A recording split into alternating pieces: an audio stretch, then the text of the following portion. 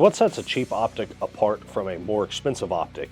Well, for one, the material that's used. So when it comes to the cheap optics, you will notice that they are generally made of a plastic material. We don't even have an example here of a plastic housing in an optic because we don't use that junk. We don't sell that junk.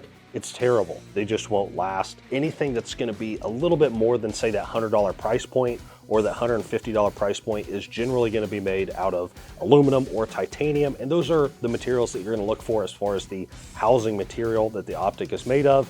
And then as far as the price ranges in between, just keeping brands constant. So Holosun, for example, if you look at one Holosun and then you compare it to a more expensive Holosun, generally you're looking at the internals of the optic itself. So you could get really, really complicated with the internals, such as shake awake technology, auto darkening, a timeout feature where it's actually a timed function.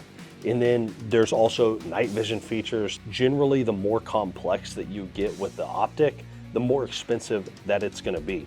Obviously, there's gonna be some differences in the manufacturer and whether it's American made or it's made generally in China. There's gonna be some cost differences there, but certainly pay attention to the housing material. Seriously, do not buy plastic red dots.